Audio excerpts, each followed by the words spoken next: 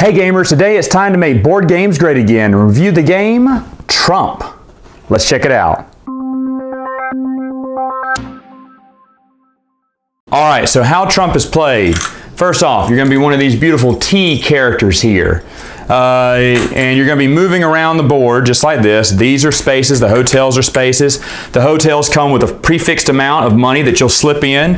Everyone starts off with Trump bucks, baby. You get every player gets 500 million to start off with, and you put whatever is required here. So this one says start with 50 million. So I would slip this 50 in here into the slot like so, and then boom. Now the whole game, whenever you land on any one of these hotels, it'll tell you how much at the top you need to put in it. So this one, every time someone lands on it, you add another 40 million to it. And it's kind of like a blind bidding thing, because when you land on one of these for sale ones, then you got to put one of these hotels up for bidding, and then everyone bids their money, the highest amount wins.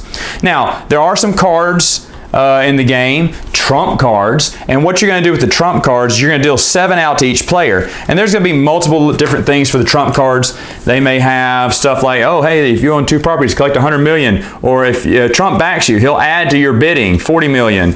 Or they may be, if you have a particular hotel, put 10 million in that. You know, so if I own the hotel, I could play this and put 10 million, or if I just wanted to up the ante of the bidding on that hotel, I could do that. If I own it, it says, hey, do it. Now what happens if someone else owns these? You know, well, these cards will be no good. Well, in the game, one of the options you can do, when you get your turn, you're going to draw a card, and you get to either roll the dice, or play a card, or sell a card to another player. So for instance, that hotel card, if someone else had that hotel and I didn't, I could say, hey, you want to sell this? You want to trade it or something?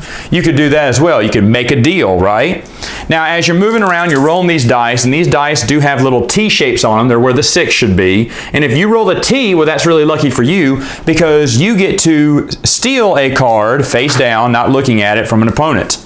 So you have your opponent fan them out, and then you would pick a card from their hand. Hopefully it's not that big.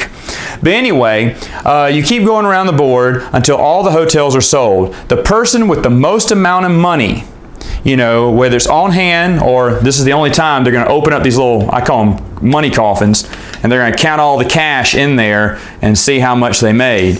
And whoever has the most cash at the end wins the game. All right, so final thoughts on the board game T, Mr. T. Wouldn't it be awesome if the game was actually rethemed as Mr. T? Oh, I pity the fool who could put that together flawlessly.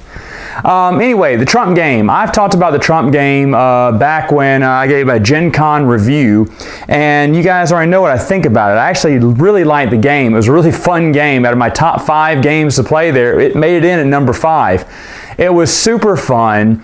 We played it as a joke. We actually had a lot of fun. There is a slight rule change we made, a house rule, where you have to move. Now in the other game, it makes no sense to move. If you move, maybe you could roll a 6 and steal another person's card, but if you don't, you can play a card, and playing a card is very important because you're always going to be getting cards. You need to be playing cards too.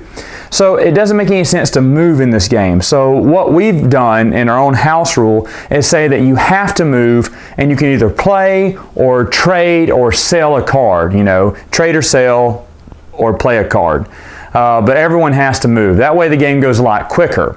And we also say it's optional whether they want to put up a property for sale, which maybe we shouldn't do that. If you want the game to go really quick, don't do that. But I'll be honest, the blind bidding, not knowing how much you had in that little cash coffin, I think is so cool. I don't see that mechanic worked on many other board games. So you got to hand it to our president here. He puts together a pretty mean board game. Now, I got this at the time. It was actually pretty cheap online. You could get it for like super cheap back in the day, but then he decided to run for president, and now people want lots and lots of money for the game, which is probably why I hear so many people in the media who are angry about it right now. I guess that's what they're talking about, right? When they say they're mad at Trump, it's actually the game, right? Trying to get your hands on the game. I'm pretty sure it is. Anyway, gamers, that's it for now. So until next time, game on.